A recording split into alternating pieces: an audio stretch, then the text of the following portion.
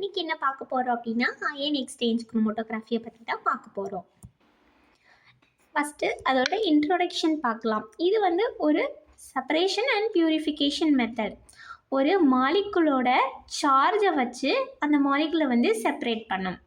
பாசிட்டிவாகவும் இருக்கலாம், நெகட்டிவாகவும் இருக்கலாம் அந்த மாலிகுல். ஓகே, மெயினாக வந்து protein, amino acid, peptide, nucleotides எல்லாமே செப்பரேட் பண்ணுறதுக்கு இந்த அயன் எக்ஸ்சேஞ்ச் குரோமோட்டோகிராஃபி வந்து யூஸ் பண்ணுவோம். நெக்ஸ்ட்டு இதோட பிரின்சிபல் பார்த்தோம் அப்படின்னா, இந்த அயன் எக்ஸ்சேஞ்ச் குரோமோட்டோகிராஃபி வந்து எதை பேஸ் பண்ணி செப்பரேட் ஆகுது அப்படின்னா, எலக்ட்ரோஸ்டாட்டிக் அட்ராக்ஷன் பேஸ் பண்ணி வந்து செப்பரேட் ஆகும். அதாவது பாசிட்டிவ் சார்ஜ்டு மாலிகுல்ஸ் வந்து என்ன பண்ணும் அப்படின்னா நெகட்டிவ் சார்ஜ்டு ரெசினை நோக்கி வந்து மூவ் ஆகும்.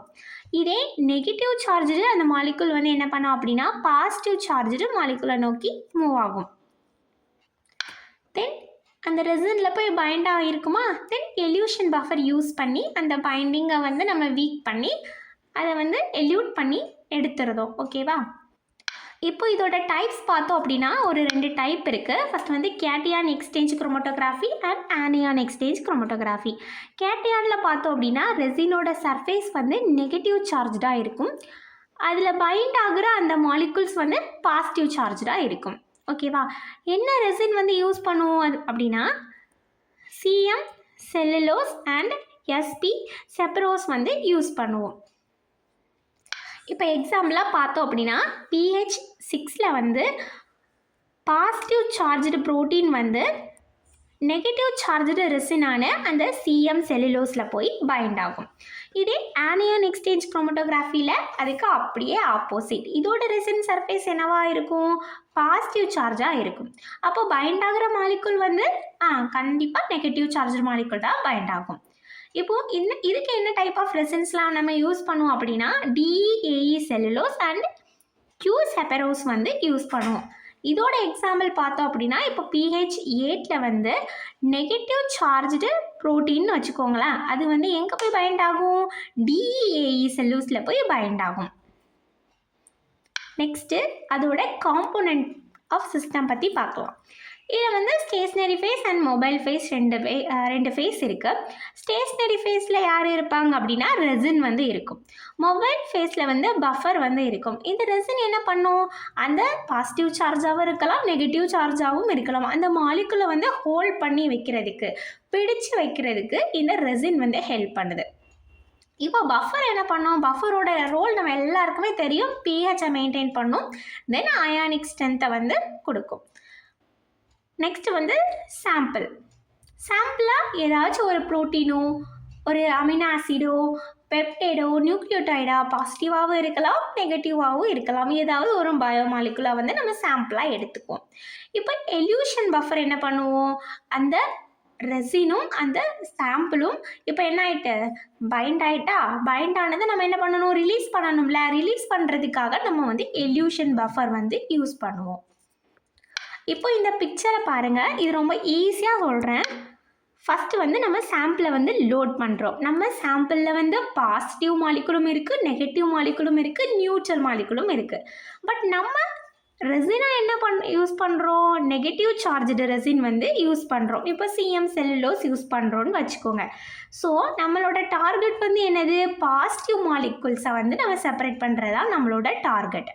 அப்போது ரெசினை வந்து நெகட்டிவாக நம்ம சூஸ் பண்ணியாச்சு. ஸோ நம்ம சாம்பிளை லோட் பண்ணுறதுக்கப்புறம் என்ன ஆகும்? நம்மளோட டார்கெட்டான அந்த பாசிட்டிவ் மாலிகுல்ஸ் வந்து என்ன பண்ணோம் அப்படின்னா அந்த நெகட்டிவ் ரெசின் கூட போய் பைண்ட் ஆகிரும். ஓகேவா? பைண்ட் ஆனதுக்கப்புறம் எல்யூஷன் பஃபர் யூஸ் பண்ணி அதை low concentration illusion buffer use பண்ணி அதை நியூட்ரல் அண்டு மற்றது எல்லாமே வந்து பைண்ட் ஆகாமல் வந்து வெளியே வந்துடும்.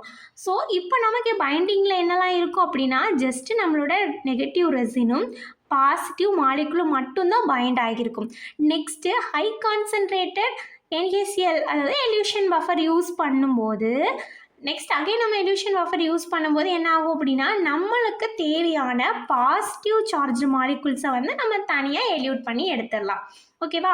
நியூட்ரல் அண்ட் நெகட்டிவ் வந்து தனியாக பிரிஞ்சிரும், தென் பாசிட்டிவ் மட்டும் தனியாக பிரிஞ்சிரும். எதுக்காக எல்யூஷன் பஃபர் யூஸ் பண்ணுறோம் அப்படின்னா அதோட pHஐ வந்து மாற்றிடும், அயானிக் ஸ்ட்ரென்த்தை வந்து வீக் பண்ணி விட்டுரும். ஸோ வந்து அது நம்மக்கிட்ட தனியாக பிரிஞ்சு வந்துடும். அதனால தான் நம்ம வந்து எல்யூஷன் பஃபர் வந்து யூஸ் பண்ணுறோம். இப்போ இந்த ஸ்டெப்ஸை கொஞ்சம் டீட்டெயிலாக பார்க்கலாம். ஃபஸ்ட்டு ஸ்டெப் என்ன? காலம் ப்ரிப்பரேஷன். என்ன காலமில் நம்ம ப்ரிப்பேர் பண்ண போகிறோமோ அந்த காலமை வந்து நம்ம பஃபர் வச்சு நல்லா வாஷ் பண்ணி அதில் எந்த ஒரு ஏர் பபிள்ஸும் இல்லாமல் வந்து அந்த காலமை வந்து நம்ம வச்சுக்கணும்.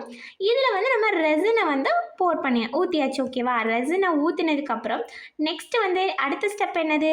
ஈக்லிபிரியேஷன். இதில் என்ன பண்ணுறோம் அப்படின்னா நமக்கு தேவையான டிசைடட் pH கொண்ட அந்த பஃபரை வந்து காலமில் வந்து போர் பண்ணியாச்சு. pH மெயின்டெனன்ஸ் வந்து ரொம்பவே இம்பார்ட்டன்ட் இந்த ப்ராசஸ்க்கு. மூணாவது ஸ்டெப் பார்க்கலாமா? மூணாவது ஸ்டெப் வந்து சாம்பிளை வந்து லோட் பண்ணியாச்சு. நம்ம சாம்பிளில் ஆல்ரெடி நான் சொன்ன மாதிரி பாசிட்டிவும் இருக்கலாம், பாசிட்டிவும் இருக்கும், நெகட்டிவும் இருக்கும், நியூட்ரலும் இருக்கும். இப்போது நமக்கு வந்து பாசிட்டிவ் மாலிகுல்ஸை மட்டும் பிரிக்கணும் அப்படின்னா நம்ம ரெசினில் வந்து என்ன இருக்கணும்? நெகட்டிவ் சார்ஜ்டு ரெசின் வந்து நம்ம இருக்கணும், யூஸ் பண்ணணும். ஓகேவா? ஸோ பாசிட்டிவ் சார்ஜ்டு மாலிகுல்ஸ் வந்து என்ன பண்ணும்? அதில் போயிட்டு பைண்ட் ஆகிரும். ஸோ அப்போ மற்ற neutral and negative charged molecules எல்லாமே வந்து காலம்லேருந்து ஃப்ளோ ஆகி வெளியே போயிடும். நெக்ஸ்ட் வந்து வாஷிங். ஓகேவா? காலமை வந்து நம்ம வந்து பஃபர் யூஸ் பண்ணி வாஷ் பண்ணியாச்சு. ஏன் வாஷ் பண்ணுறோம் அப்படின்னா இப்போ அதில் நியூட்ரல் அண்டு நெகட்டிவ் மாலிகுலும் இருக்கும் அப்படின்னு நான் சொல்லியிருக்கேன். அது வந்து எக்ஸ்ட்ராவாக அங்கே எங்கேயாவது ஒட்டிகிட்டு இருந்துச்சுன்னா அப்படி இருக்கும்போது நம்ம இந்த பஃபர் யூஸ் பண்ணும்போது அந்த பாண்ட் வந்து வீக் ஆகி அன்வான்டான அந்த சாம்பிள்ஸ் எல்லாமே வந்து வெளியே வந்துடும், எல்யூட் ஆகி வெளியே போயிடும். Next last final step.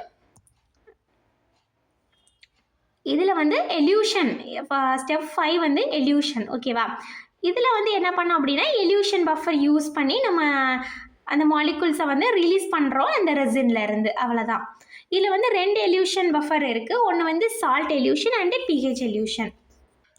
First வந்து சால்ட் எல்யூஷன். இதில் வந்து Na+ அண்டு Cl- வந்து இருக்கும்.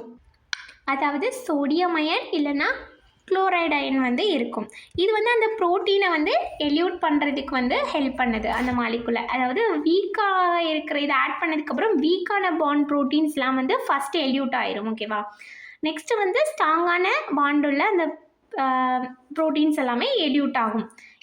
எது கூட பைண்ட் ஆகும்? அந்த ரெசின் கூட தான் பைண்ட் ஆகியிருக்கும். ஓகேவா? நெக்ஸ்ட் வந்து pH எல்யூஷன். இது என்ன பண்ணும் அப்படின்னா அந்த pHஐ வந்து சேஞ்ச் பண்ணும். அந்த pHஐ வந்து ஆல்டர் பண்ணி அந்த ப்ரோட்டீனை வந்து எல்யூட் பண்ண ஹெல்ப் பண்ணுது.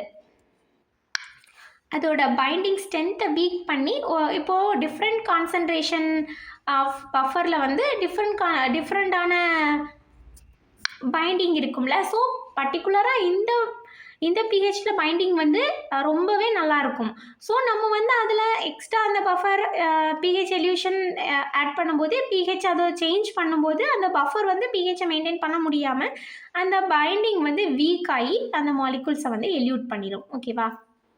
இப்போ எக்ஸாம்பிளாக பார்த்தோம் அப்படின்னா ப்ரோட்டீன் வந்து பாசிட்டிவ் சார்ஜாக இருக்கலாம். ஓகேவா?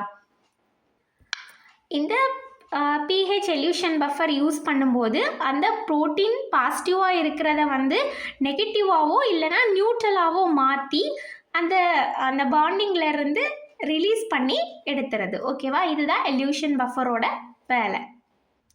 நெக்ஸ்ட்டு வந்து ரீஜெனரேஷன். இது வந்து செப்பரேட் பண்ணதுக்கப்புறம் அந்த காலமை க்ளீன் பண்ணி அகெயின் நம்ம வந்து யூஸ் பண்ணுறது தான் இந்த ரீஜெனரேஷன். ஓகேவா? அகெயின் திரும்பவும் நம்ம ரெசின் யூஸ் பண்ணி இல்லை ரெசின் ஆல்ரெடி இருக்கும்ல நல்ல பஃபரை வச்சு க்ளீன் பண்ணிவிட்டு நெக்ஸ்ட் மாலிகுலை வந்து போட்டு திரும்பியும் நம்ம செப்பரேட் பண்ணிக்கலாம். ஓகே, இதோட அட்வான்டேஜ் என்ன அப்படின்னா இதில் வந்து ஹை ரிசல்யூஷன் செப்பரேஷன் இருக்கும். சிமிலர் ப்ரோட்டீன்ஸ் இருந்தாலுமே இது வந்து இதால் பியூரிஃபை பண்ண முடியும். அதுக்கப்புறம் சிம்பிள் அண்ட் ரீப்ரொடியூசபிள், அகைன் நம்ம யூஸ் பண்ணிக்கலாம். அண்ட் ரெசினும் வந்து ரீயூசபிள். சொன்ன மாதிரி ஒரு டைம் நம்ம மாலிகுல் போட்டு எல்யூட் பண்ணி எடுத்ததுக்கப்புறம் அகைன் நம்ம அதே ரெசினில் வந்து மாலிகுல் போட்டு எல்யூட் பண்ண எடுத்துக்கலாம். இதோட அப்ளிகேஷன் பார்த்தோம் அப்படின்னா protein purification, enzyme isolation, water softening, அதாவது வாட்டரில் உள்ள அந்த Ca2 அண்ட் Mg2+ அதெல்லாம் வந்து ரிமூவ் பண்ணுறதுக்கு வந்து ஹெல்ப் பண்ணுது. அப்புறம் வந்து அமினோ ஆசிட்ஸ் அண்ட் பெப்டைடை வந்து செப்பரேட் பண்ணுறதுக்கு, டிஎன்ஏ இல்லைன்னா ஆர்என்ஏ வந்து பியூரிஃபை பண்ணுறதுக்கு வந்து இது ஹெல்ப் பண்ணுது. இதெல்லாம் இதோட அப்ளிகேஷன். இந்த வீடியோ உங்களுக்கு பிடிச்சிருந்ததுன்னா லைக் அண்ட் ஷேர் பண்ணுங்கள். Thank you all.